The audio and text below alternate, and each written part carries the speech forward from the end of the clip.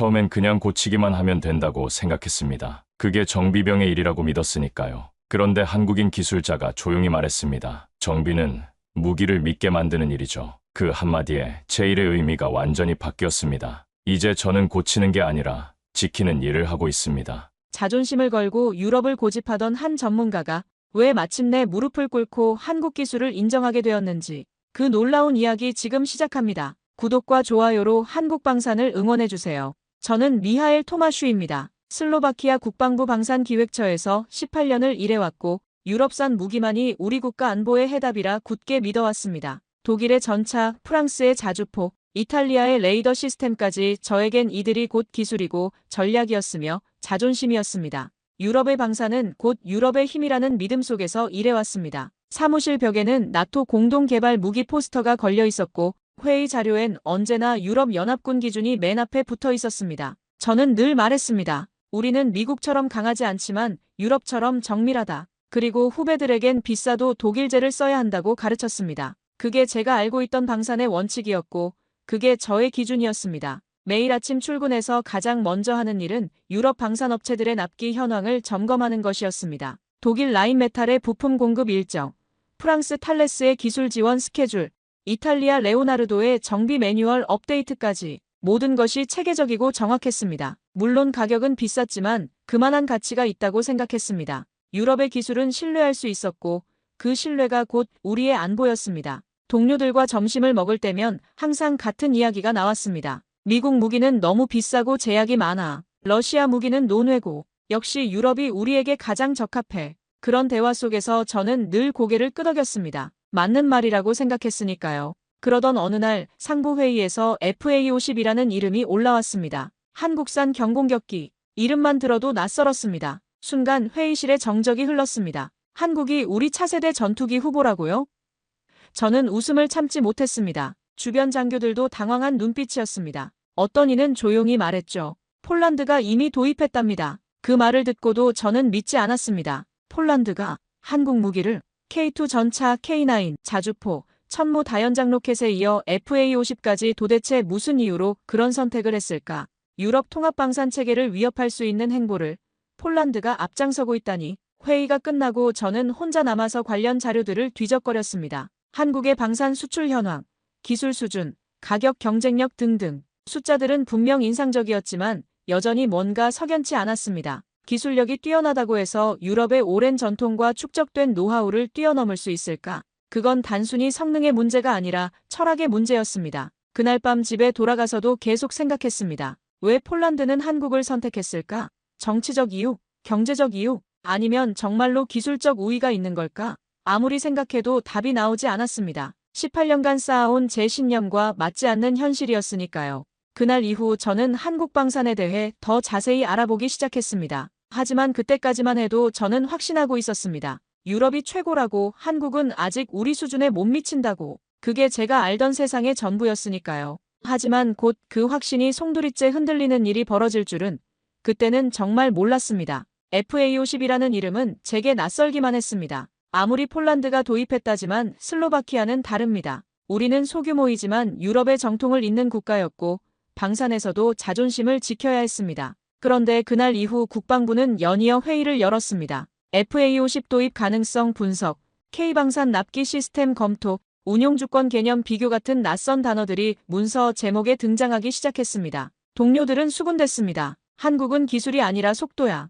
싸고 빠르다지만 오래 못 간다는 말도 있잖아. 폴란드는 워낙 급하니까 그렇겠지. 그 말들이 어쩐지 저의 속마음을 대변하는 듯 했습니다. 저 역시 그렇게 생각했습니다. 기술의 깊이는 시간에서 나온다고 믿었고 한국은 아직 그런 시간을 갖지 못한 나라라고 여겼습니다. 점심시간에 동료 얀 노박과 이야기를 나누었습니다. 그는 체코 출신으로 우리 부서에서 가장 경험이 많은 사람 중 하나였습니다. 미하엘, 한국 무기에 대해 어떻게 생각해? 그가 물었을 때 저는 주저없이 답했습니다. 글쎄, 가격은 매력적이지만 검증이 부족하지 않나? 우리가 굳이 실험대가 될 필요는 없다고 생각해. 얀은 고개를 끄덕이며 말했습니다. 맞아. 유럽은 수십 년간의 실전 데이터가 있어. 한국은 아무리 좋다고 해도 아직 불확실성이 크지. 그 대화는 우리 부서 전체의 분위기를 대변하는 것이었습니다. 누구도 한국 무기에 대해 진지하게 고려하지 않았습니다. 하지만 이상했습니다. 유럽 방산업체들은 점점 납기를 지키지 못하고 가격은 예산을 초과하고 있었습니다. 독일 라인메탈의 부품 공급은 계속 지연되었고 프랑스 탈레스의 기술 지원은 약속한 것의 절반도 이루어지지 않았습니다. 이탈리아 레오나르도는 아예 연락이 뜸해졌습니다. 미국은 무기 자체는 우수했지만 항상 조건이 따랐습니다. 실시간 정비 데이터는 공유할 수 없다. 부품은 자국에서만 가능하다. 교육은 본토에서만 한다. 말이 동맹이지 실제로는 운용권 없는 대여에 가까웠습니다. 우리가 무기를 사는 것이 아니라 사용 허가를 받는 느낌이었습니다. 그러던 중 폴란드에서 온 보고서 하나가 제 책상에 놓였습니다. 폴란드군의 한국 무기 운용 현황에 대한 간략한 브리핑 자료였습니다. 그 안에 적힌 내용들이 제 눈길을 끌었습니다. 자체 정비 가능, 부품 현지 생산, 기술 이전 완료, 운용 교육 자국 내 실시. 이런 조건들은 유럽 업체들이 절대 주지 않는 것들이었습니다. 그 와중에 폴란드는 한국과 운용 주권을 협상하고 있었습니다. 그 말이 머릿속을 떠나지 않았습니다. 운용 주권 즉 무기를 도입한 뒤 그걸 언제 어디서 어떻게 쓸지 스스로 결정할 수 있는 권리. 지금껏 우리는 그런 걸 고려조차 하지 않았습니다. 우리는 단지 성능만을 봐왔던 것입니다. 어느 날 국방위원회 회의에서 한 의원이 이런 질문을 던졌습니다. 우리가 도입한 유럽 무기들 정말 우리 마음대로 쓸 수 있습니까?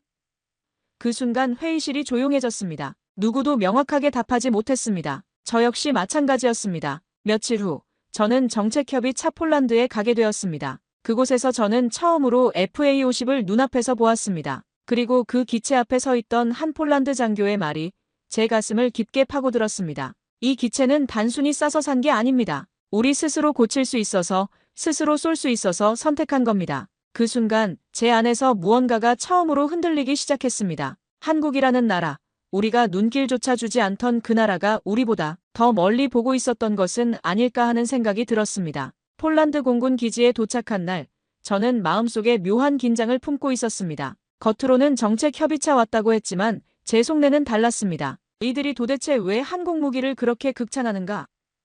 그걸 확인하고 싶었습니다. 저는 항상 체계와 기반 산업이 중요한 사람입니다. 그리고 폴란드는 저보다 한 수 아래라고 생각해왔습니다. FA-50 정비 경납고에 들어서자 눈앞에 펼쳐진 풍경은 놀라웠습니다. 낯선 기체 위에서 익숙하게 움직이는 폴란드 정비병들, 그리고 한쪽에서는 한국인 기술자들과 무전기를 통해 긴밀하게 협업 중이었습니다. 말보다 행동이 먼저였고 그들은 이미 이 기체를 자기 손으로 다루고 있었습니다. 가장 먼저 눈에 띈 것은 정비 매뉴얼이었습니다. 폴란드어로 번역된 두꺼운 책자들이 각 작업대마다 비치되어 있었고 그 옆에는 한국어 원본과 영어 보조자료가 함께 놓여 있었습니다. 독일제 무기들의 경우 매뉴얼 번역본을 구하는 것조차 어려웠는데 여기서는 모든 것이 현지화되어 있었습니다. 한 정비병이 엔진 점검을 하고 있었습니다. 그의 손놀림이 매우 자연스러웠습니다. 마치 몇 년째 이 기체를 다뤄온 것처럼 보였습니다. 저는 그에게 다가가 물었습니다. 언제부터 이 기체를 정비하셨습니까? 그는 웃으며 답했습니다. 6개월 전부터요. 한국 기술자들이 3개월간 붙어서 가르쳐 주었습니다. 놀라운 것은 교육 방식이었습니다. 일반적으로 유럽 업체들은 자국에서 교육을 받게 하거나 극히 제한적인 기간 동안만 기술자를 파견했습니다. 하지만 한국은 달랐습니다. 폴란드 현지에 상주하는 기술 지원팀이 있었고 24시간 언제든 연락할 수 있는 핫라인이 구축되어 있었습니다. 훈련이 끝난 후 저는 조심스럽게 정비 책임자에게 물었습니다. 솔직히 말씀해 주시죠. 왜 한국입니까? 유럽 무기를 두고 왜 이렇게 멀리 돌아가셨습니까? 그는 잠시 말이 없더니 경납고 한쪽 벽을 가리켰습니다. 그곳엔 정비 기록과 매뉴얼, 부품 목록이 정리된 게시판이 붙어 있었고 그 옆에 한국어로 된 수기 노트와 영어로 번역된 체크리스트가 함께 있었습니다. 이게 전부입니다. 한국은 우리에게 이 모든 걸 줬습니다. 그가 덧붙였습니다. 미국은 무기를 줍니다. 유럽은 기술을 줍니다. 하지만 한국은 쓰는 권리를 줍니다. 이 기체에 무슨 문제가 생기든 이젠 우리는 우리 힘으로 복구할 수 있습니다. 그것이 곧 운용주권입니다. 운용주권. 저는 그 단어를 여러 문서에서 본 적은 있었지만 이렇게 실전에서 체감한 건 처음이었습니다. 폴란드는 단순히 무기를 산 것이 아니라 자립을 산 것이었습니다. 정비 파트까지 자율 운영이 가능하다고요? 저는 다시 물었습니다. 그뿐만 아니라 한국 측에서 정비 병력 교육과 시험 시스템까지 패키지로 제공받았습니다. 연말이면 우리도 자체 인증을 시작할 겁니다. 그의 목소리에는 자신감이 묻어났습니다. 이야기를 들으며 제 속이 서서히 뒤틀리기 시작했습니다. 우리는 도대체 지금까지 뭘 해온 걸까?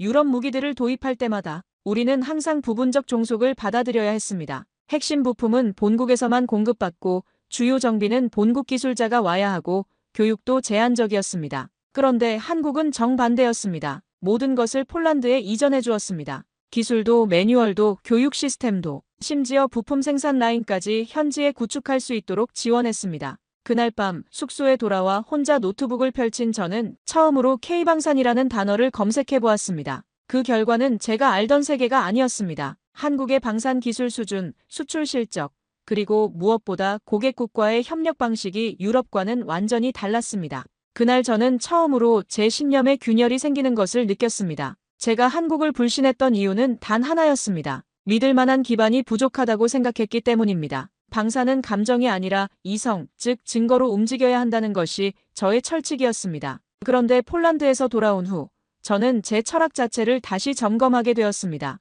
왜냐하면 한국은 신뢰를 강요하지 않고 증거로 설득하고 있었기 때문입니다. FA50 도입과 관련한 모든 기술 자료는 실명으로 정리되어 있었고 정비 시뮬레이션 영상, 교보제, 소프트웨어 자료까지 투명하게 공유되고 있었습니다. 폴란드군은 자국어로 번역한 한국식 정비 매뉴얼을 이미 현장에 적용하고 있었으며 고장 사례와 개선 이력도 모두 현장 중심으로 축적하고 있었습니다. 그리고 그 모든 과정에 지연이라는 단어는 존재하지 않았습니다. 제가 가장 놀랐던 건 속도였습니다. 유럽 방산업계에선 부품 하나 수급하는 데에도 수주일이 걸리는 일이 다반사였습니다. 독일 라인메탈의 부품을 주문하면 최소 8주는 기다려야 했고 프랑스 탈레스는 더 심했습니다. 12주에서 16주까지도 걸렸죠. 기술자 파견은 더욱 복잡했습니다. 사전 승인, 일정 조율, 비용 협상까지 모든 과정이 끝나려면 최소 3개월은 잡아야 했습니다. 그런데 한국은 기체 도입에서 정비체계 구축까지 단 6개월. 실제로 폴란드는 2023년 말 계약을 체결하고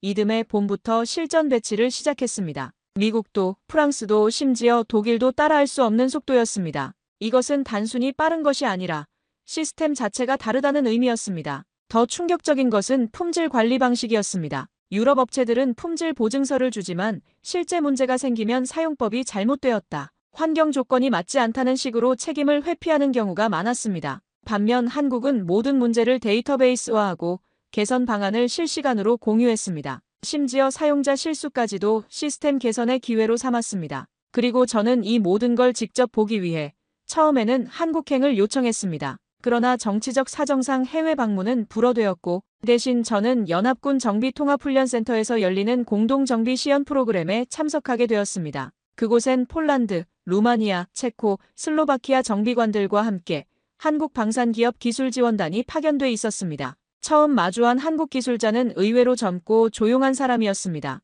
박정우라는 이름의 그는 문서보다 도면을, 발표보다 실습을 중시하는 스타일이었고 저희가 준비해온 유럽식 기준에 맞지 않는 방식이 조금 낯설기도 했습니다. 그런데 그가 보여준 건 단순한 기술이 아니었습니다. 훈련은 마치 전투처럼 치열했고 기계보다 사람의 손과 경험의 축적이 중요하다는 걸 강조했습니다. 그는 매뉴얼을 외우는 것이 아니라 상황을 이해하고 판단하는 능력을 키우라고 했습니다. 유럽식 교육이 정답을 가르친다면 한국식 교육은 생각하는 방법을 가르치는 것 같았습니다. 그가 조심스럽게 보여준 수기 노트 한 권, 거기엔 수년간의 정비 사례와 대응법, 필드 리포트가 기록되어 있었고 심지어 자국어 번역본까지 이미 준비되어 있었습니다. 그 노트는 단순한 기록이 아니라 살아있는 경험의 집합체였습니다. 정비는 고장난 무기를 고치는 게 아니라 걱정이 생기지 않도록 돌보는 일입니다. 그가 조용히 말했습니다. 그 순간 저는 깨달았습니다. 우리가 도입하려 한 건 무기였지만 한국은 사람을 지키는 시스템을 함께 제공하고 있었습니다.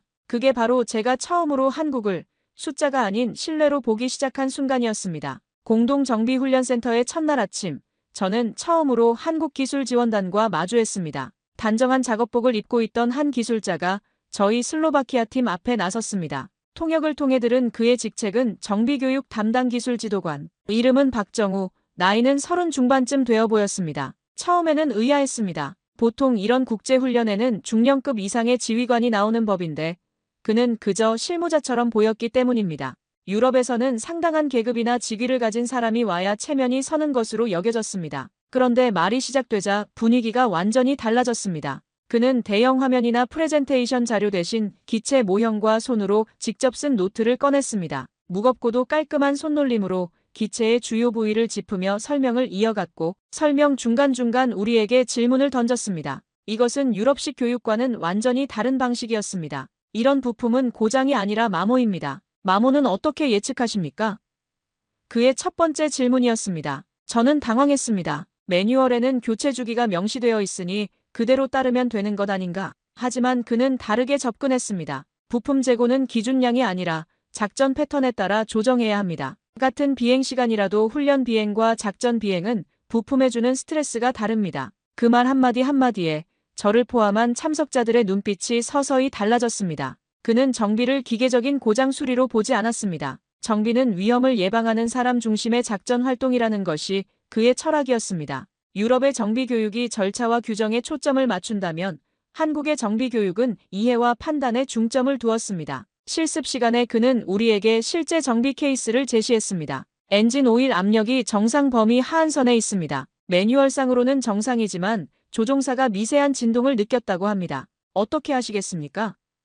이런 식의 질문이었습니다. 대부분의 참석자들은 매뉴얼상 정상이면 문제 없다고 답했습니다. 저도 마찬가지였습니다. 하지만 박정우 기술지도관은 고개를 저었습니다. 조종사의 감각을 무시하면 안 됩니다. 수치상으로는 정상이어도 변화의 징후일 수 있습니다. 쉬는 시간에 저는 그에게 다가가 물었습니다. 당신에게 정비란 무엇입니까? 그는 조용히 웃으며 대답했습니다. 정비는 사람을 신뢰할 수 있도록 만드는 일입니다. 파일럿이 이륙 전 마지막으로 믿는 건 무기가 아니라 정비병의 손입니다. 그 말이 제 가슴에 박혔습니다. 그 순간 저는 느꼈습니다. 그는 단지 정비를 기술로 배우지 않았습니다. 그는 그 일을 사람을 지키는 약속이라 생각하고 있었습니다. 오후 실습에서는 더욱 인상적인 장면이 있었습니다. 한 체코 정비병이 실수로 부품을 떨어뜨려 손상을 입혔습니다. 유럽 교육에서라면 실수에 대한 지적과 재교육이 따랐을 것입니다. 하지만 박 기술 지도관은 달랐습니다. 왜 떨어뜨렸을까요? 부품이 무거웠나요? 손이 미끄러웠나요?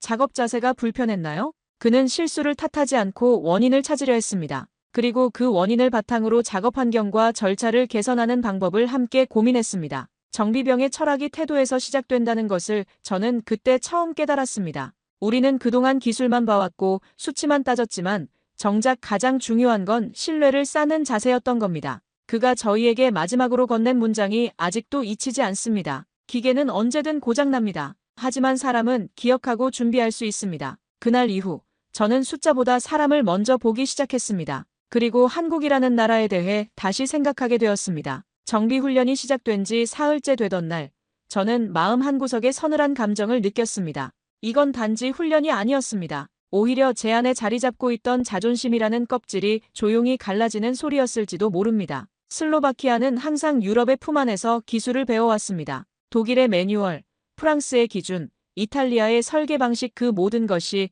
우리 군의 기본이자 자긍심이었습니다. 체코슬로바키아 시절부터 이어진 유럽 중심의 사고방식이 제 뼛속까지 스며들어 있었습니다. 그런데 지금 저는 아무리 생각해도 그보다 더 체계적이고 실용적인 시스템을 한국 기술자에게 배우고 있었습니다. 교육 넷째 날, 박정우 기술지도관은 훈련생들에게 이론을 묻지 않았습니다. 대신 작동 중 정지 사례를 제시하고 각자 직접 판단해보라고 했습니다. 저는 당황했습니다. 유럽식 매뉴얼은 항상 절차를 강조했지만 그는 상황의 이해를 요구했습니다. 그리고 정답이 아니라 이유를 설명하라고 했습니다. FA52 이륙 직후 엔진 온도가 급상승했습니다. 계기판의 경고등은 아직 켜지지 않았지만 조종사가 이상을 감지했습니다. 정비병으로서 어떻게 대응하시겠습니까?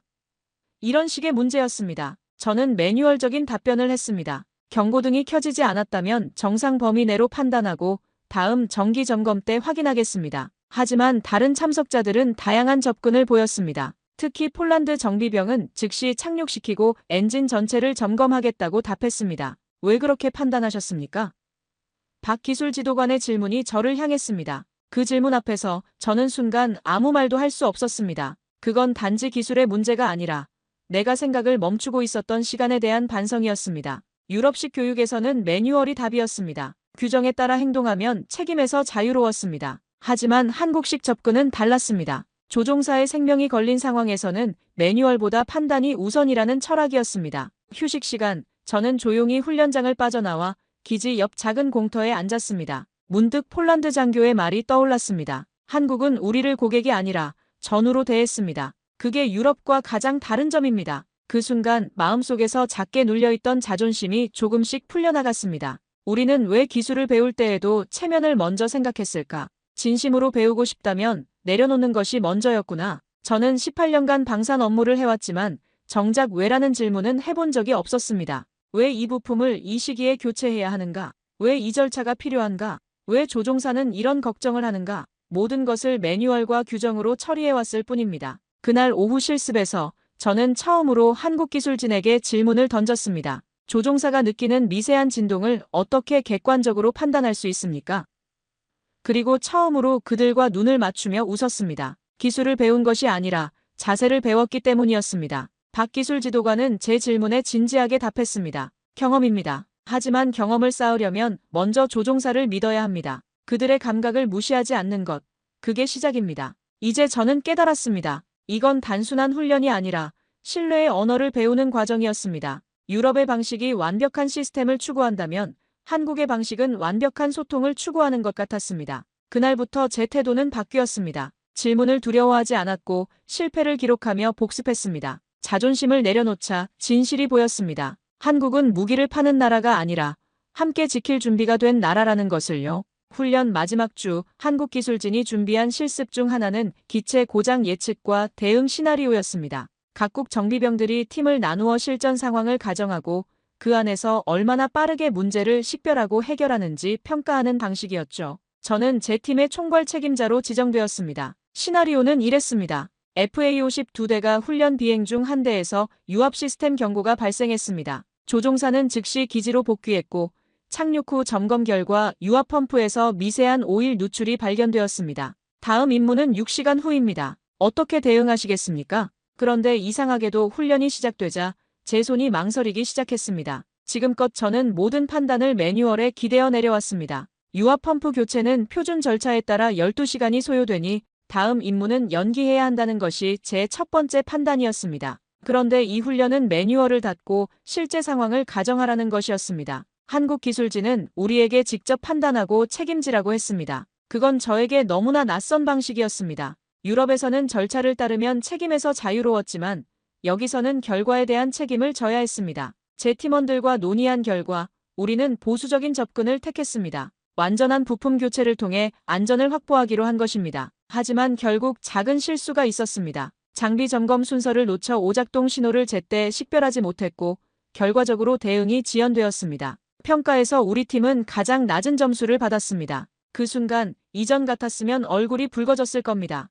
자존심이 무너졌다고 느꼈겠죠. 특히 다른 나라 정비병들 앞에서 슬로바키아의 체면이 깎였다고 생각했을 것입니다. 그런데 이상하게도 그날은 전혀 그렇지 않았습니다. 오히려 박정우 기술지도관이 제게 와서 이렇게 말했습니다. 오늘 판단 절대 나쁘지 않았습니다. 안전을 우선시한 건 옳은 접근이었어요. 중요한 건 빠른 고침이 아니라 제대로 기억하고 반복하지 않는 겁니다. 그 말에 저는 깊이 고개를 숙였습니다. 그건 단순한 위로가 아니었습니다. 한국이 우리에게 파는 것이 무기가 아니라 배움의 문화라는 것을 깨달은 순간이었습니다. 폴란드 팀장이 저에게 다가와 말했습니다. 처음에 우리도 똑같았어요. 매뉴얼에만 의존했죠. 하지만 한국 방식을 배우면서 달라졌습니다. 이제는 상황을 보고 판단할 수 있게 되었어요. 그의 말을 들으며 저는 깨달았습니다. 우리는 무기를 사러 이 시스템을 검토하러 왔습니다. 그런데 돌아갈 즈음이 되자 제 동료들이 말했습니다. 한국 무기의 장점은 단가나 성능이 아니야. 우리가 운용할 수 있도록 신뢰를 전해준다는 것. 그게 핵심이야. 마지막 날 종료 회의에서 각국 대표들이 소감을 발표했습니다. 체코 대표는 기술 이전의 새로운 모델을 보았다고 했고 루마니아 대표는 파트너십의 진정한 의미를 배웠다고 말했습니다. 제가 마이크를 잡았을 때 저는 조심스럽게 말했습니다. 저는 이번 훈련을 통해 한 가지를 깨달았습니다. 우리가 지금까지 찾던 건 더 좋은 무기가 아니라 더 좋은 파트너였다는 것을요. 폴란드가 왜 그렇게 한국 무기를 지지했는지 이제 알 것 같았습니다. 그들은 단지 장비를 구매한 게 아니라 스스로 지킬 수 있는 권리를 산 것입니다. 한국은 무기를 판매하는 동시에 함께 전장을 고민해주는 나라였고 그것은 유럽이나 미국과는 근본적으로 다른 방식이었습니다. 그날 저는 제 노트 마지막 장에 이렇게 적었습니다. 우리가 산 것은 무기가 아니다. 우리는 이들과 함께 싸울 수 있다는 믿음을 산 것이다. 모든 훈련 일정을 마치고 귀국한 날 저는 유럽연합방산정책실 보고서 위에 차분히 손을 얹었습니다. 한국기술진과의 훈련은 이제 과거가 되었지만 제안에 남은 변화는 아직도 현재였습니다. 이제는 더 이상 수치와 비교만으로는 설명할 수 없는 무언가가 제 시야를 지배하고 있었기 때문입니다. 귀국 첫날, 동료 얀 노박이 저를 반겼습니다. 어떻게 되었나? 한국 기술이 정말 그렇게 대단한가? 그의 질문에 저는 잠시 망설였습니다. 어떻게 설명해야 할까요? 기술이 대단한 게 아니라 접근 방식이 다르다는 걸, 무기를 파는 게 아니라 신뢰를 나눈다는 걸, 글쎄, 생각보다 체계적이더군. 저는 조심스럽게 답했습니다. 아직 확신을 드러내기에는 이른 것 같았습니다. 하지만 마음 한구석에서는 이미 결정이 내려져 있었습니다. 며칠 후, 국방부 고위 실무진 회의에서 다음 세대 다목적 항공기와 정밀 타격 플랫폼 도입안이 다시 논의되었습니다. 자료집 앞면엔 여전히 유럽 주력 방산 기업의 제안이 나열되어 있었고 그 아래 작게 한국 시스템 검토 보고 요약이라고 적혀 있었습니다. 마치 형식적으로 포함시킨 것처럼 보였습니다. 회의가 시작되자 독일 라인메탈의 제안이 먼저 발표되었습니다. 기술적 우수성, 유럽 내 정비 네트워크, 나토 표준 준수 등 익숙한 내용들이었습니다. 이어서 프랑스 탈레스, 이탈리아 레오나르도의 제안도 비슷한 논조였습니다. 모두 좋은 제안이었지만 뭔가 아쉬웠습니다. 저는 조용히 손을 들어 발언을 요청했습니다. 회의실의 시선이 저에게 집중되었습니다. 존경하는 위원 여러분, 저는 이번 훈련을 통해 확신을 얻었습니다. 한국의 무기는 단지 장비가 아닙니다. 그것은 우리가 자립해서 운용할 수 있는 무기 체계입니다. 회의장은 정적에 잠겼습니다. 몇몇은 곧바로 고개를 갸웃했고 어떤 이는 미소를 지었습니다. 하지만 저는 물러서지 않았습니다. 우리가 지금까지 유럽 무기를 우선시해온 건 기술력 때문만이 아니라 관성이었습니다. 하지만 진정한 독립은 누군가의 기술을 받는 게 아니라 자기 손으로 작동시킬 수 있는 힘을 갖는 것입니다. 한 위원이 반박했습니다. 하지만 미하엘, 한국은 여전히 검증이 부족하지 않나? 우리가 실험대가 될 필요는 없지 않나? 저는 차분하게 답했습니다. 폴란드가 이미 그 실험을 끝냈습니다. 그리고 성공했습니다. 이제는 우리가 따라갈 차례입니다. 또 다른 위원이 물었습니다. 비용 면에서는 어떤가? 유럽 업체들과 비교해서 비용만 보면 한국이 유리합니다. 하지만 더 중요한 건 총 소유 비용입니다. 한국은 현지 정비, 현지 교육, 현지 부품 생산까지 지원합니다. 장기적으로 보면 훨씬 경제적입니다. 그날 저는 처음으로 공식 문서에 한국 방산 체계에 대한 긍정적인 평가를 기록했습니다. 신뢰 기반의 운용 주권, 전시 대응력의 자립성, 기술 이전과 교육의 통합적 협력 가능성. 이 문장들이 제 이름 아래 남겨졌습니다. 회의 후 복도에서 한 간부가 저에게 다가왔습니다. 미하엘, 정말 확신하나? 한국을? 그의 표정은 진지했습니다. 저는 망설임 없이 답했습니다. 예, 확신합니다. 이번이 우리에게 주어진 기회입니다. 며칠 후, 저는 익명의 동료에게 메일을 받았습니다. 미하엘, 정말로 한국을 추천한 겁니까? 저는 짧게 답했습니다. 처음이자 처음으로 진심이었다. 그 답장을 보내고 나서 저는 한국 기술진과 나눈 마지막 인사를 떠올렸습니다. 언젠가 당신 나라에도 직접 가서 그 기체가 제대로 날고 있는지 확인하고 싶습니다. 박정우 기술지도관이 웃으며 한 말이었습니다. 그 말 속에는 기술이 아니라 사람을 향한 마음이 담겨 있었습니다. 슬로바키아가 어떤 결정을 내리든 저는 그 순간만큼은 부끄럽지 않았습니다. 왜냐하면 저는 처음으로 정직하게 한 선택을 했기 때문입니다. 그로부터 몇 주 뒤 방위력 개선 예비회의가 열렸습니다. 예상과 달리 많은 위원들이 조용히 제 의견을 듣고 있었습니다. 일부는 여전히 유럽 무기 시스템에 대한 신뢰를 굽히지 않았지만 중요한 변화는 분명히 일어나고 있었습니다. 한 위원이 조심스럽게 묻더군요. 기술적 우위는 여전히 유럽이 앞서는 거 아닌가요?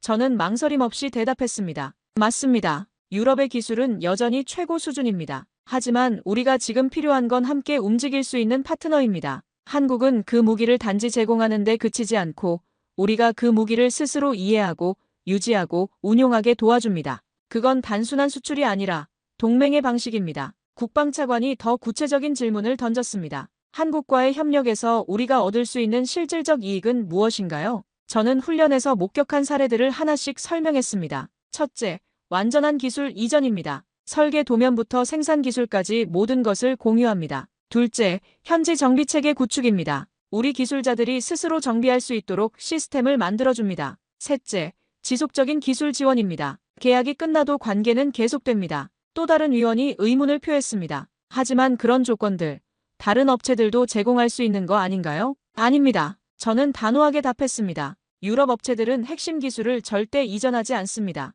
미국은 더욱 엄격합니다. 정비도 제한적이고 부품도 본국에서만 공급받아야 합니다. 반면 한국은 파트너국을 진정한 동맹으로 대합니다. 이야기가 끝난 후 회의실을 나서며 저는 문득 훈련소에서 박정우 기술지도관이 남긴 말을 떠올렸습니다. 우리는 장비를 파는 게 아닙니다. 우리가 드리는 건 여러분의 병사가 무기를 신뢰할 수 있도록 만드는 시스템입니다. 그 말이 이제야 진정한 의미로 다가왔습니다. 한국은 유럽이 줄 수 없는 것을 주고 있었습니다. 바로 운용할 수 있는 권리, 공동 대응할 수 있는 역량, 그리고 무엇보다 같이 갈 수 있는 신뢰였습니다. 며칠 후 저는 폴란드 동료에게 전화를 걸었습니다. 훈련에서 만났던 그 정비 책임자였습니다. 안녕하세요, 얀입니다. 한국 무기 운용은 어떻게 되고 있나요? 그는 밝은 목소리로 답했습니다. 완벽합니다. 이제는 우리 기술자들이 한국 기술자 없이도 모든 정비를 해낼 수 있어요. 심지어 몇 가지 개선 사항을 우리가 제안하기도 했습니다. 정말요? 한국 쪽 반응은 어땠나요?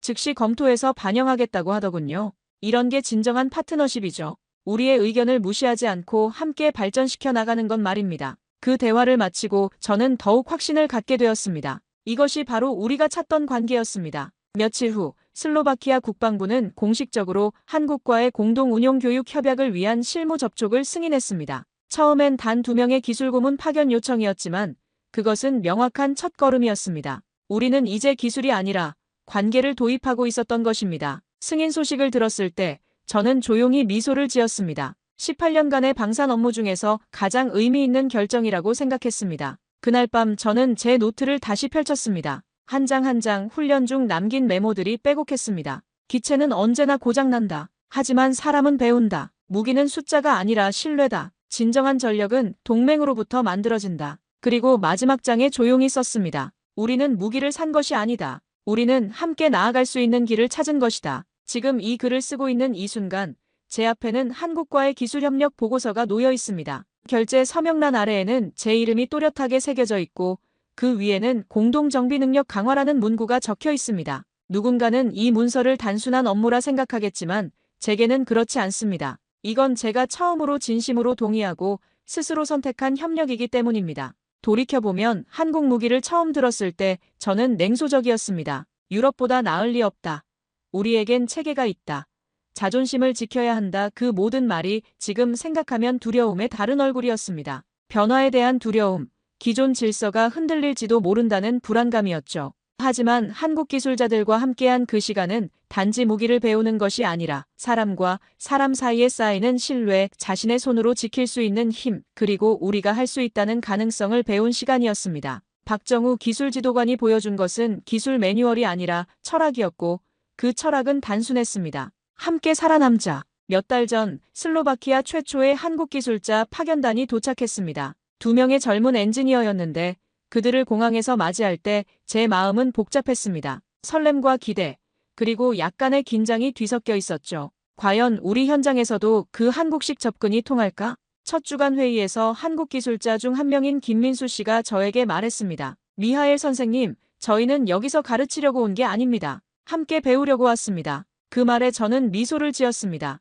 역시 한국다운 접근이었습니다. 며칠 전 훈련에서 함께한 폴란드 장교로부터 연락이 왔습니다. 그는 말했습니다. 슬로바키아가 한국과 손잡는다니 정말 기쁩니다. 먼저 그 길을 가봤습니다. 그 선택 후회하지 않을 겁니다. 저는 조용히 웃으며 답했습니다. 네, 이미 확신하고 있습니다. 실제로 지난 몇 개월간의 협력 과정에서 저는 매일 그 확신이 옳았다는 것을 확인하고 있습니다. 한국 기술자들은 약속한 모든 것을 지켰고 심지어 약속하지 않은 것까지 해주었습니다. 슬로바키아어 매뉴얼 번역, 현지 정비진 교육, 24시간 기술 지원 핫라인까지 모든 것이 차질 없이 진행되고 있습니다. 지금 우리 부대의 정비병들도 한국식 훈련 노트를 보고 있습니다. 정비 교육이 단지 기술 전달이 아니라 철학이라는 것을 그들도 점차 이해해가고 있습니다. 매뉴얼을 외우는 것이 아니라 상황을 판단하고 대응하는 능력을 기르는 것, 그것이 진정한 정비라는 것을 말입니다. 얼마 전 우리 부서의 새로운 젊은 장교가 저에게 물었습니다. 선배님, 정말 한국이 유럽보다 나은가요?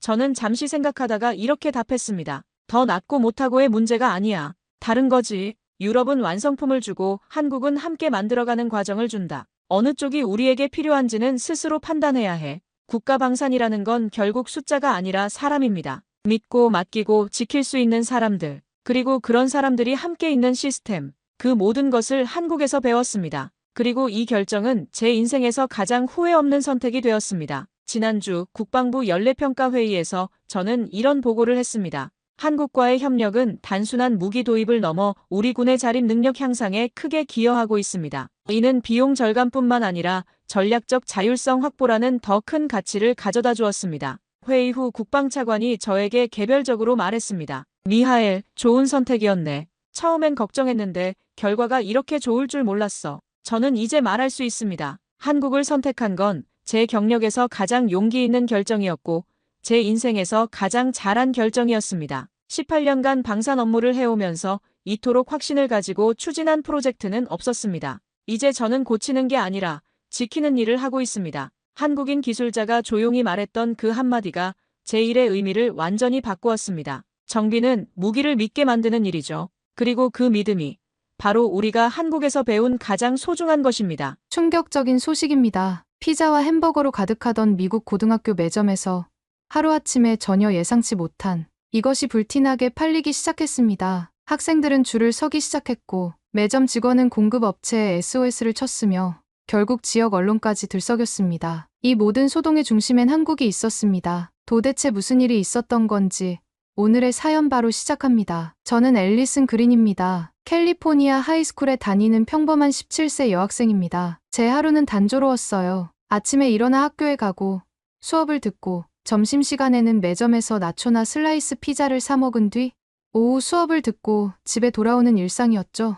그날도 점심시간이 되자 친구들과 함께 평소처럼 매점으로 향했습니다. 긴 줄을 서서 기다리는 동안 KT가 보이지 않아 주변을 둘러보았어요. KT는 제 가장 친한 친구로 평소 같으면 저와 함께 피자를 사 먹곤 했거든요. 구석 테이블에서 KT를 발견했습니다. 그녀는 이상하게 생긴 컵 앞에 앉아 있었어요. 호기심에 다가가 보니 매콤한 향기가 코를 자극했습니다. KT는 웃으며 저를 보았어요. 앨리슨, 여기, 이거 한번 먹어볼래? 어제 본 한국 드라마 주인공이 먹던 거야. KT는 작년부터 한류에 빠져 한국어를 배우기 시작했어요. 처음에는 단순한 취미라고 생각했는데 이제는 거의 매일 K-팝과 한국 드라마 이야기를 하곤 했죠. 그녀 앞에 놓인 빨간 컵에는 김이 모락모락 나는 면이 담겨 있었어요. 그냥 뜨거운 물만 부으면 돼. 진짜 쉽고 맛있어.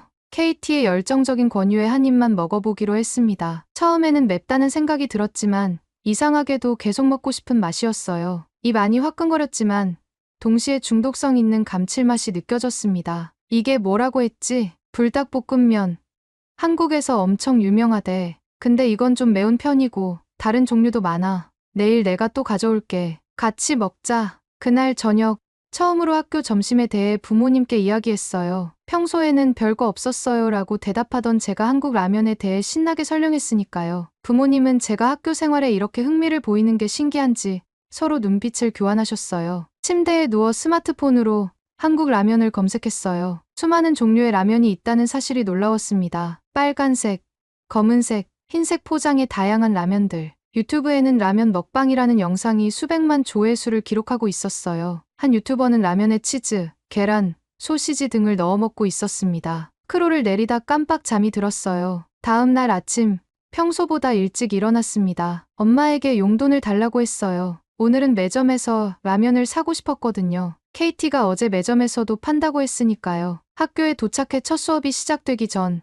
매점에 들러 물어봤습니다. 혹시 한국 라면 팔아요? 방금 입고됐어. 요즘 애들이 갑자기 찾기 시작해서 급하게 주문했거든. 어제 다른 친구가 먹는 거 보고 왔구나. 제프 아저씨는 15년째 우리 학교 매점을 운영하고 계셨어요. 학생들의 취향 변화에 항상 빠르게 대응하시는 분이었죠. 저에게 컵라면 하나를 건네며 미소 지으셨습니다. 이건 별로 맵지 않은 거야. 수업 시간 내내 점심시간만 기다렸어요. 벨이 울리자마자 매점으로 달려갔습니다. KT와 약속한 대로 그녀도 라면을 들고 있었어요. 우리는 서로 다른 종류의 라면을 반씩 나눠 먹기로 했습니다. 그날부터 제 점심시간이 완전히 바뀌었어요. 일주일이 지나자 놀라운 변화가 일어났습니다. 저와 KT만 라면을 먹던 테이블에 다른 친구들이 하나둘 합류하기 시작했어요. 처음에는 한 입만 먹어볼게라던 친구들이 이제는 자기 것을 사와서 함께 먹었습니다. 우리 테이블에서 일어나는 작은 라면 파티가 다른 학생들의 눈길을 끌었어요. 금요일이 되자 매점 앞에는 라면을 사려는 학생들로 긴 줄이 생겼습니다. 제프 아저씨는 당황한 표정으로 재고를 확인하고 있었어요. 점심시간이 절반도 지나지 않았는데 라면이 다 팔린 것 같았습니다. 미안해.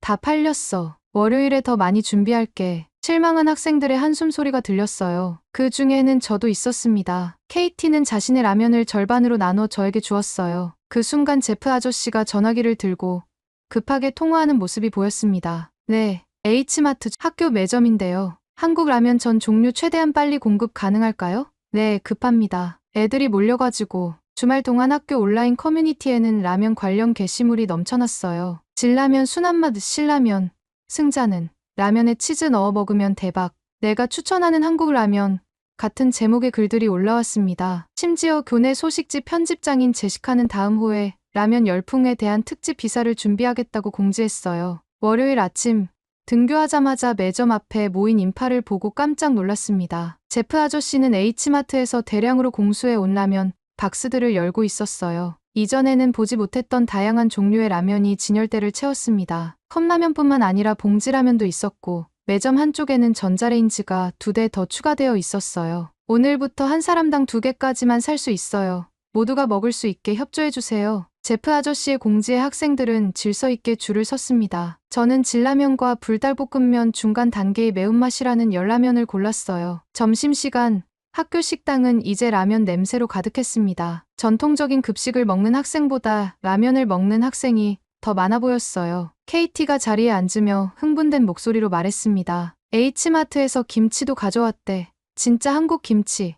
내일부터 판매 시작한대. 이 소식에 우리 테이블 모두가 환호성을 질렀어요. 라면만으로도 충분히 맛있었지만 KT가 유튜브에서 본 라면에 김치 얹어 먹기를 직접 해볼 수 있다니 기대가 되었습니다. 그날 오후 교내 게시판에 새로운 공지가 붙었어요. 급식 이용률 감소에 따른 긴급 학부모 교사회의 개최라는 제목이었습니다. 라면 열풍이 학교 급식 시스템에 영향을 미치기 시작한 거예요. 평소 급식을 이용하던 학생들마저 이제는 라면을 선택하고 있었으니까요. 집에 돌아와 부모님께 이 소식을 전했습니다. 엄마는 염려스러운 표정을 지었어요. 매일 라면만 먹는 건 건강에 좋지 않을 텐데. 저는 라면의 다양한 종류와 건강식 라면도 있다고 설명했지만 엄마의 우려는 쉽게 가라앉지 않았습니다. 아마 다른 부모님들도 비슷한 생각을 하고 있을 거예요. 내일 있을 회의에서는 어떤 이야기가 오갈지 궁금했습니다. 스마트폰으로 한국 라면 건강을 검색해보았어요. 라면의 나트륨 함량이 높지만 요즘에는 저나트륨 라면이나 채소가 들어간 건강식 라면도 있다는 글들이 보였습니다. 이런 정보를 학교에 알려야겠다고 생각했어요. 라면 파동이 시작된 지 일주일 만에 저는 이미 라면 전문가가 되어가고 있었습니다. 다음 날 아침 학교는 분주했습니다. 3교시 후 긴급 조회 시간이 잡혔다는 공지가 나왔어요. 모두들 라면 관련 내용일 거라고 짐작하고 있었죠. 제 옆자리 마이클은 작은 소리로 말했습니다. 어제 엄마가 이 회의에 참석한대. 예전에 한국에서 일하셨던 워커 선생님이 오해를 풀어주시겠다고 나서셨대. 조회 시간, 윌슨 교장 선생님은 평소보다 진지한 표정으로 강당 단상에 섰습니다. 건강과 영양에 관한 일반적인 이야기로 시작했어요. 그러다 본론으로 들어갔습니다. 최근 우리 학교에서 급식 이용률이 47%나 감소했습니다. 대부분의 학생들이 매점에서 판매하는 한국 라면을 선택하고 있죠. 라면은 간식으로는 좋지만 매일 주식으로 섭취하기에는 영양학적으로 부족합니다. 학생들 사이에서 웅성거림이 일어났어요. 교장 선생님은 보건교사인 밀러 선생님을 단상으로 불렀습니다. 밀러 선생님은 라면의 높은 나트륨 함량과 지방 함량에 대해 설명하셨어요. 학생들의 표정이 점점 어두워졌습니다. 그때 한국어 수업을 가르치는 워커 선생님이 손을 들었어요. 교장 선생님의 허락을 받고 단상에 올라섰습니다. 제가 한국에서 5년간 살면서 경험한 바로는 라면은 단순한 인스턴트 식품 이상의 의미가 있습니다. 물론 매일 먹기보다는 균형 잡힌 식단의 일부로 즐기는 것이 좋습니다. 하지만 요즘 한국에서는 건강을 고려한 다양한 라면이 개발되고 있어요. 저나트륨 라면, 통곡물면, 채소가 들어간 라면 등이 있습니다. 워커 선생님의 말에 학생들의 표정이 밝아졌어요. 저도 인터넷에서 찾은 정보와 일치해서 안심이 되었습니다. 그러나 일부 교사들과 학부모들은 여전히 의구심을 품은 표정이었어요. 이때 뒷자리에서 조용히 손을 든 학생이 있었습니다. 평소 존재감이 없던 한국 유학생 지훈이었어요. 워커 선생님이 그를 알아보고 단상으로 초대했습니다. 지훈은 유창한 영어로 또박또박 설명하기 시작했어요. 한국에서는 라면이 매우 중요한 음식입니다. 하지만 건강을 위해 균형 잡힌 식사도 중요해요. 제가 한국에서 가져온 자료를 보여드리고 싶습니다. 지우는 태블릿을 연결해 프로젝터에 한국의 다양한 라면 종류와 건강식 라면에 대한 자료를 보여주었어요. 채소 라면, 저나트륨 라면, 유기농 라면 등 다양한 종류가 있었습니다. 그리고 한국에서는 라면만 먹지 않고 김치나 계란, 채소 등을 함께 먹는다고 설명했어요. 교장 선생님은 잠시 생각에 잠기더니 결정을 내렸습니다. 다음 주에 K-Food Week을 열어 한국 음식 문화를 올바르게 이해하는 시간을 가지겠습니다. 지훈 학생과 워커 선생님이 주도적으로 준비해주세요. 매점에서는 건강에 좋은 라면 옵션을 더 많이 제공하고 김치나 채소 등 보충식품도 함께 판매하도록 하겠습니다. 이 발표에 학생들은 환호했고 회의에 참석한 학부모들도 대체로 만족스러운 표정을 지었어요. 하지만 일부 학부모들은 여전히 우려를 표했습니다. 특히 스포츠팀 선수들의 부모님들은 영양 균형에 대해 걱정하고 있었죠. 방과 후 KT와 저는 지훈에게 다가갔습니다. 평소에는 눈에 띄지 않던 그가 오늘 주인공이 된 것 같았어요. 지훈은 수줍게 웃으며 우리의 질문에 답해 주었습니다. 혹시 K-Food Week에 우리도 도울 수 있을까? 지훈의 얼굴에 미소가 번졌습니다. 그는 고개를 끄덕이며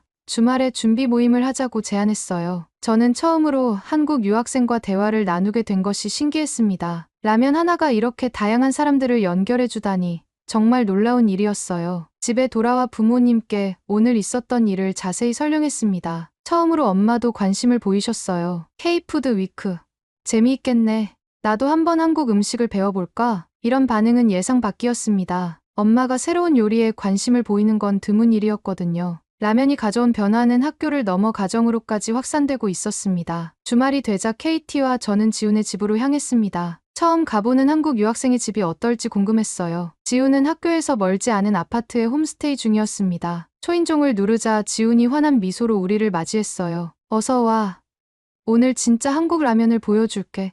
거실 테이블 위에는 다양한 라면 봉지와 컵라면이 진열되어 있었습니다. 매점에서 본 것보다 훨씬 다양한 종류였어요. 빨간색, 검은색, 흰색, 녹색 등 색깔도 제각각이었습니다. 지훈은 각각의 라면에 대해 설명하기 시작했어요. 이건 진라면 순한 맛이고, 이건 신라면, 여기 있는 건 짜파게티야. 이건 불닭볶음면 2배 매운맛인데, 한국에서도 도전 정신 있는 사람만 먹어. 그리고 이쪽은 건강을 생각한 라면들이야. 저염분 라면, 통곡물면으로 만든 라면, 채소가 들어간 비건 라면도 있어. 놀라움을 감추지 못하며 라면들을 살펴보았습니다. 지훈은 이어서 태블릿을 꺼내 한국의 라면 문화에 대한 프레젠테이션을 보여주었어요. 한국에서는 라면이 단순한 간식이 아니라 문화적 아이콘이라는 설명이었습니다. 한국에서는 라면을 그냥 먹지 않아. 계란, 치즈, 김치, 파, 고기 등을 넣어서 더 맛있고 영양가 있게 먹어. 라면이라는 음식은 기본 틀일 뿐, 여기에 각자의 스타일대로 재료를 추가하지. 지훈의 홈스테이 어머니인 앤더슨 부인이 차와 쿠키를 가져오셨어요. 그녀도 지훈을 통해 한국 음식에 관심을 갖게 되었다고 했습니다. 지훈이 처음 왔을 때는 음식 때문에 고생했어요. 그런데 이제는 오히려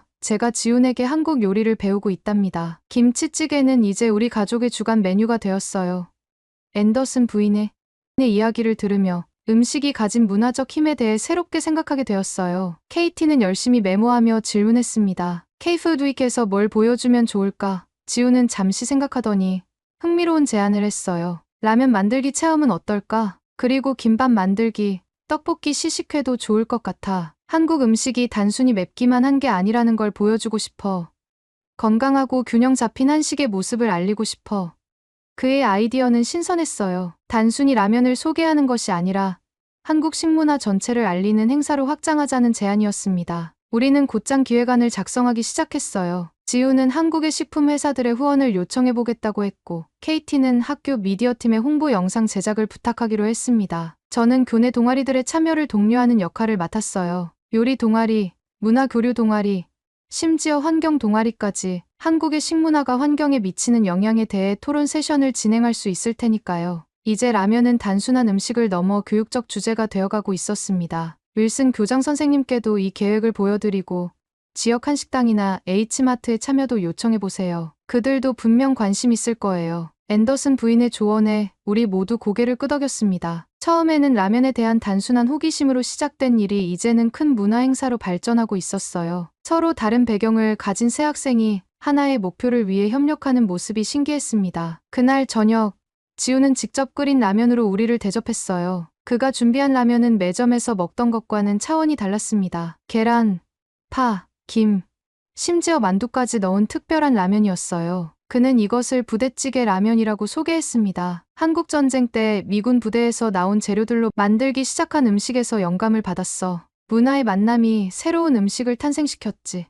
라면 한 그릇이 담고 있는 역사와 문화적 이야기에 감동받았습니다. 집으로 돌아오는 길, KT와 저는 K푸드 위크가 성공적으로 개최되길 바라며 설렘에 가득 찼어요. 이제 우리의 작은 도전이 학교 전체를 변화시킬 준비를 마쳤습니다. 월요일 아침, 우리는 완성된 기획안을 들고 교장실을 찾았습니다. 윌슨 교장 선생님은 우리의 제안을 주의 깊게 들었어요. 특히 건강한 한식 문화를 알리는 부분과 지역 사회와의 연계 방안에 관심을 보이셨습니다. 매우 인상적인 계획이네요. 학생들이 직접 기획한 것이 더욱 의미 있어요. 학교에서 전폭적으로 지원하겠습니다. 윌슨 교장 선생님의 허락을 받아 우리는 곧바로 준비에 착수했어요. 처음에는 라면 하나로 시작된 이 모든 일이 이제는 학교의 공식 행사가 되었습니다. 한 주 동안 준비 과정은 숨 가쁘게 진행되었고 마침내 K푸드 위크가 시작되었습니다. 월요일 아침, 학교는 평소와 다른 분위기로 가득했습니다. 현관에는 K푸드 위크 한국 음식 문화의 세계라는 현수막이 걸렸고 복도에는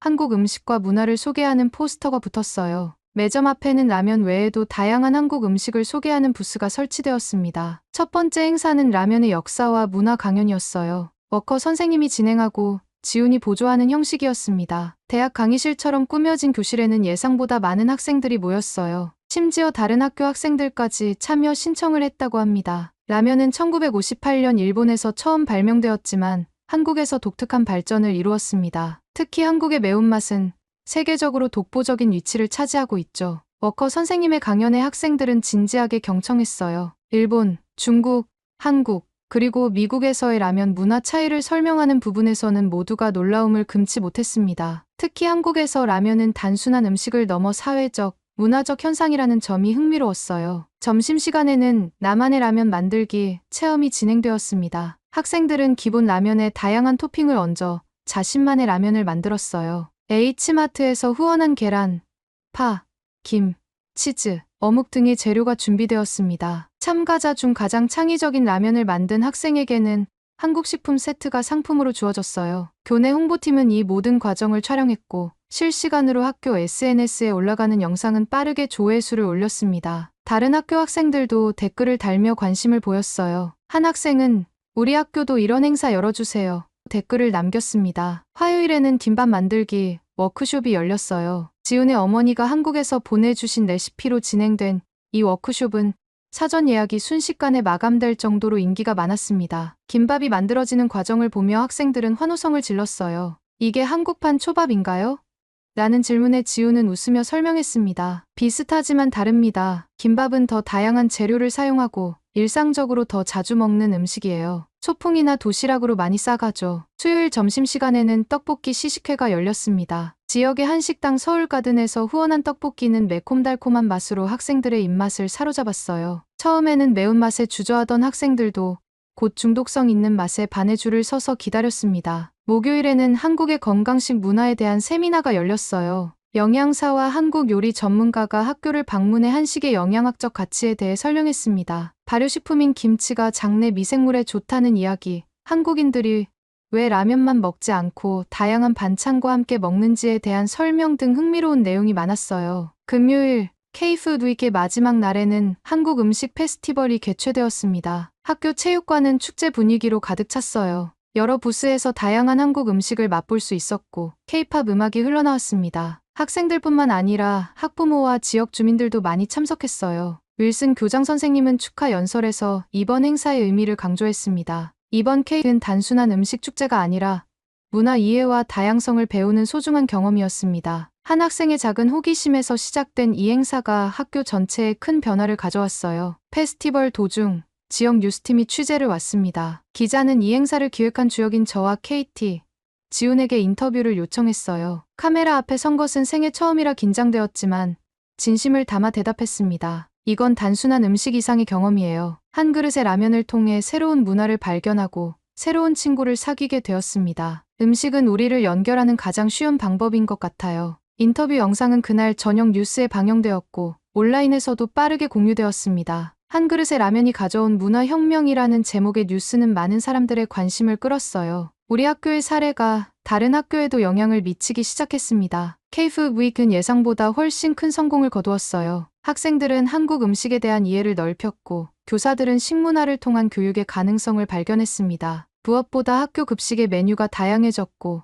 매점에서는 건강한 라면 옵션과 함께 김치, 김, 각종 토핑을 판매하기 시작했어요. 이 모든 변화의 시작이 한 입의 라면이었다는 사실이 놀라웠습니다. 저는 단순한 호기심으로 시작했지만 이제는 음식의 문화적 의미에 대해 진지하게 생각하게 되었어요. 그리고 무엇보다 지훈과 같은 새로운 친구를 사귀게 된 것이 가장 큰 수확이었습니다. K-푸드 위크 이후 학교 생활은 많이 달라졌습니다. 매점 메뉴는 더욱 다양해졌고 급식실에서도 주 1회 한식의 날이 생겼어요. 학생들은 이제 한국 음식을 자연스럽게 받아들이게 되었고 저는 더 깊이 한국 문화에 빠져들고 있었습니다. KT의 추천으로 한국 드라마를 보기 시작했어요. 처음에는 자막을 읽는 것이 불편했지만 곧 이야기에 몰입하게 되었습니다. 드라마 속 한국의 일상생활, 특히 식사 장면에 관심이 많았어요. 그들이 함께 음식을 나누는 방식, 식탁에서의 예절, 다양한 반찬이 놓인 식탁 등 모든 것이 흥미로웠습니다. 어느 날 저녁 평소처럼 한국 드라마를 보고 있는데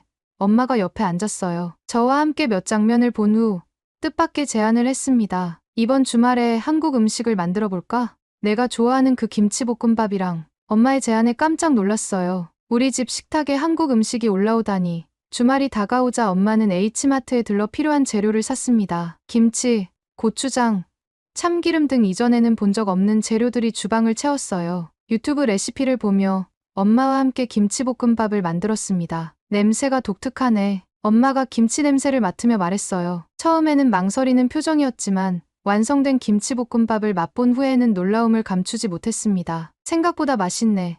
매운맛이 있지만 깊은 풍미가 느껴져. 아빠도 처음에는 의심스러운 표정으로 한 입 먹더니 곧 접시를 비웠어요. 아빠는 온라인으로 한국 바비큐를 검색하기 시작했습니다. 불과 몇 주 전만 해도 상상할 수 없었던 광경이었어요. 다음 주 가족 식사 시간.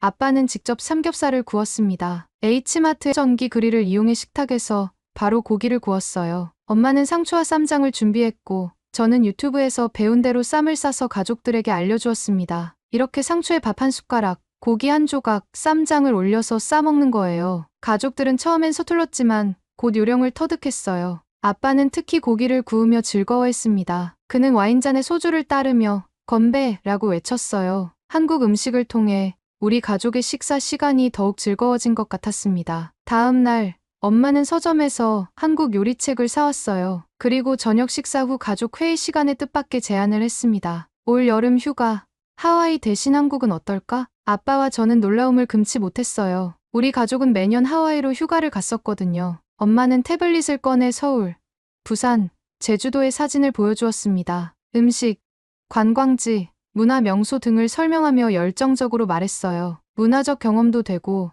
앨리슨이 좋아하는 음식도 제대로 맛볼 수 있잖아. 아빠도 곧 동의했고 우리는 여름 휴가 계획을 한국으로 변경했습니다. 당장 여행 가이드북을 사고 한국어 기초 회화도 배우기 시작했어요. 라면 한 그릇이 이렇게까지 우리 가족의 삶을 바꿀 줄은 몰랐습니다. 학교에서도 변화는 계속되었어요. 이제 라면에 다양한 토핑을 얹어 먹는 것이 유행이 되었고 학생 식당에는 토핑 바가 생겼습니다. 파, 계란, 김, 치즈 등을 자유롭게 추가할 수 있었어요. 급식 메뉴에도 변화가 생겨 불고기, 잡채, 김치볶음밥 등이 정기적으로 나왔죠. KT와 지훈, 그리고 저는 국제 음식 문화 클럽을 만들었습니다. 매주 다른 나라의 음식을 소개하고 맛보는 모임이었어요. 물론 첫 번째 주제는 한국 음식이었고 지훈이 자신의 고향 음식에 대해 자세히 설명해 주었습니다. 그의 눈에는 자부심이 가득했어요. 앨리슨, 한국어 조금 배울래? 한국 가면 도움될 거야. 지훈의 제안에 기쁜 마음으로 동의했습니다. KT도 이미 한국어를 배우고 있었으니까요. 이제 우리 셋은 점심시간에 한국어 스터디 그룹을 만들어 간단한 인사말과 음식 주문하는 법을 연습했어요. 저는 가끔 처음 한국 라면을 맛본 그 순간을 떠올립니다. 그때는 단지 새로운 맛에 대한 호기심이었을 뿐인데 이제는 제 삶의 일부가 되었어요. 라면 한 그릇이 가져온 변화는 단순한 식습관을 넘어 새로운 문화와 친구, 그리고 가족의 변화까지 이어졌습니다. 엄마의 요리책 서가에 한국 요리책이 늘어가고 아빠의 휴대폰에 한국 여행 앱이 설치되었어요. 우리 집 냉장고에는 김치와 고추장이 자리 잡았고 저희 스마트폰에는 한국어 학습 앱이 생겼습니다. 이 모든 변화가 단 몇 달 만에 일어났다는 게 놀라웠어요. 식탁 위의 작은 변화로 시작된 이 여정은 우리 가족을 새로운 세계로 인도하고 있었습니다. 음식은 단순한 영양 공급을 넘어 문화와 이해의 다리가 되었어요. 그리고 그 다리 위에서 저는 새로운 자신을 발견하고 있었습니다. KT의 제안으로 우리는 미국 고등학생들의 한국 라면 리뷰 영상을 찍기로 했습니다. 처음에는 그냥 재미로 시작한 것이었어요. 친구들 몇 명을 초대해 다양한 한국 라면을 맛보고 그 반응을 촬영했습니다. 지훈이 라면의 역사와 각 제품의 특징을 설명하고 저는 진행을 맡았어요. 안녕하세요. 오늘은 미국 고등학생들이 처음으로 한국 라면을 맛보는 시간입니다. 영상은 간단했어요. 불달볶음면, 신라면, 진라면, 짜파게티, 너구리 등 5종류의 라면을 준비했고 각각의 특징과 매운 정도를 설명했습니다. 참가자들은 한 번도 한국 라면을 먹어보지 않은 친구들로 구성했어요. 그들의 첫 반응은 매우 솔직하고 재미있었습니다. 으악, 이거 정말 매워. 우와, 이건 맛있다. 국물이 정말 깊은 맛이야. 아니, 잠깐만. 한 번 더 먹어볼게. 생각보다 괜찮은데? 우리는 이 영상을 편집해서 유튜브에 올렸어요. 제목은 미국 고등학생들의 진짜 한국 라면 첫 리액션 정했습니다. 처음에는 그저 우리 친구들과 학교 학생들이 볼 거라고 생각했어요. 영상을 올리고 다음 날 아침 KT가 흥분한 목소리로 전화를 걸어왔습니다. 앨리슨, 우리 영상 봤어. 조회수가 이미 10,000명이 넘었어. 놀라서 바로 유튜브를 확인했어요. 정말 조회수가 폭발적으로 늘고 있었습니다. 댓글도 수백 개가 달렸어요. 미국 전역에서뿐만 아니라 한국, 일본, 중국 등 다양한 나라에서 사람들이 댓글을 남겼습니다. 이 라면 어디서 사요? 우리 학교도 이런 라면 파는 매점이 있었으면 좋겠어요. 불닭 처음 먹는 반응 정말 웃겨요. 한국인으로서 너무 자랑스럽습니다. 우리 라면이 세계적으로 사랑받네요. 학교에 도착하자 모두가 저를 알아보기 시작했어요. 어제까지만 해도 평범한 학생이었는데 갑자기 라면 영상 찍은 여자애가 되었습니다. 심지어 다른 학년 학생들도 다가와 말을 걸었어요. 다음 영상은 언제 찍어? 저도 참여하고 싶어요. 다른 한국 음식도 리뷰해줘요. 지우는 이런 상황에 약간 당황한 것 같았어요. 평소 조용한 성격인데 갑자기 많은 사람들이 그에게 한국 음식에 대해 물어보기 시작했으니까요. 하지만 그도 곧 이 관심을 즐기기 시작했습니다. 한국 문화를 알릴 수 있는 좋은 기회라고 생각했나 봐요. 일주일도 지나지 않아 영상 조회수는 50만을 돌파했습니다. 유튜브에서 자동 번역 기능이 추가되어 더 많은 나라의 사람들이 시청할 수 있게 되었어요. 놀랍게도 한 유명 라면 회사에서 이메일이 왔습니다. 안녕하세요. 앨리슨 그린님. 귀하의 영상을 보고 연락드립니다. 저희 제품에 대한 솔직한 리뷰에 감사드리며 혹시 더 다양한 라면을 소개해드릴 기회가 있을까요? 이메일을 읽고 너무 놀라 KT와 지훈에게 바로 연락했어요. 우리는 방과 후 만나서 회의를 했습니다. 이 제안을 받아들일지, 앞으로 어떤 콘텐츠를 만들지 논의했어요. 결국 우리는 이 기회를 활용해 더 많은 한국 음식을 소개하기로 했습니다. 라면부터 시작했지만 이제는 더 다양한 한국 음식을 소개하면 어떨까? 김밥, 떡볶이, 불고기, 모두 미국인들이 좋아할 만한 음식들이야. KT의 제안에 모두 동의했어요. 우리는 미국 고등학생의 K푸드 탐험이라는 시리즈를 기획했습니다. 매주 다른 한국 음식을 소개하고 미국 친구들의 솔직한 반응을 담기로 했어요. 한국의 라면 회사에서는 샘플을 보내주겠다고 했고 지역 한식당에서도 협찬을 제안해왔습니다. 두 번째 영상은 미국 고등학생들 한국식 떡볶이에 도전하다였어요. 떡의 쫄깃한 식감에 놀라는 친구들의 반응, 매운맛에 땀을 흘리면서도 계속 먹는 모습이 재미있게 담겼습니다. 이 영상도 빠르게 인기를 얻어 일주일 만에 40만 조회수를 기록했어요. 놀랍게도 LA타 연락이 왔습니다. 그들은 10대들이 이끄는 새로운 식문화 혁명이라는 제목의 기사를 준비 중이었고 우리를 인터뷰하고 싶다고 했어요. 인터뷰 당일 저는 너무 긴장했지만 지훈과 KT의 응원 덕분에 편안하게 대화할 수 있었습니다. 처음에는 그냥 맛있는 라면을 발견한 것뿐이었어요. 하지만 점점 라면 너머의 문화를 알게 되었고 그것이 제 삶을 완전히 바꾸었습니다. 이제 저희 가족은 올여름 한국 여행을 계획하고 있어요. 기사가 나간 후 우리의 유튜브 채널 구독자는 하루 만에 5만 명이 늘었습니다. 다른 도시, 심지어 다른 주의 학교에서도 연락이 왔어요. 그들은 자신들의 학교에서도 한국 음식 행사를 열고 싶다며 조언을 구했습니다. 2주 만에 첫 영상의 조회수는 120만 회를 돌파했어요. 우리는 이 인기에 부담을 느끼기도 했지만 동시에 책임감도 느꼈습니다. 한국 문화를 올바르게 소개하고 음식을 통해 문화적 이해를 넓히는 것이 우리의 새로운 목표가 되었어요. 기말고사 기간이 되자 우리는 잠시 영상 제작을 멈추기로 했습니다. 하지만 구독자들은 계속해서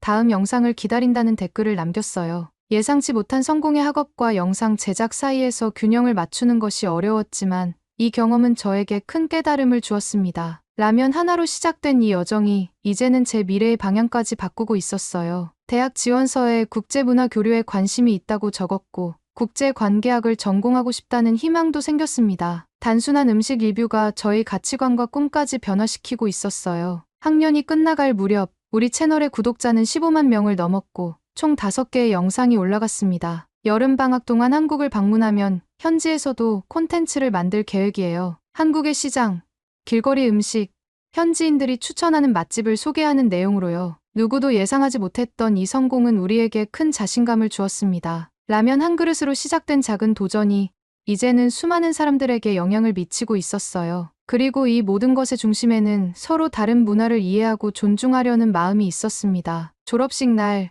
교장 선생님은 특별상 수여를 발표했습니다. 문화적 기여상이라는 새로운 상이었어요. 그리고 놀랍게도 저와 KT, 지훈이 수상자로 호명되었습니다. 이 세 학생은 학교와 지역사회, 나아가 온라인 커뮤니티에서 문화적 다양성을 증진하는 데 큰 기여를 했습니다. 특히 한 가지 음식으로 시작해 학교 문화를 변화시키고 많은 사람들에게 새로운 시각을 제공했습니다. 단상에 올라 상장을 받는 순간 지난 몇 개월을 돌아보게 되었어요. 처음 한국 라면을 맛보던 그 순간부터 학교 매점의 변화, K푸드 유튜브 채널의 성공까지 모든 것이 하나의 작은 경험에서 시작되었다는 사실이 놀라웠습니다. 졸업식 후 파티에서 많은 친구들이 저에게 다가와 인사를 건넸어요. 심지어 예전에는 거의 말을 나누지 않았던 학생들도요. 한국 음식과 문화에 대한 질문, 우리 채널에 대한 칭찬, 여름 한국 여행에 대한 조언 등 다양한 이야기가 오갔습니다. 여름 방학이 시작되고 드디어 한국 여행 날이 다가왔어요. 출발 전날 KT와 지훈이 우리 집에 왔습니다. 지훈은 한국에서의 만남을 약속했고 KT는 한국어 회화책을 선물했어요. 우리는 작별 인사를 나누며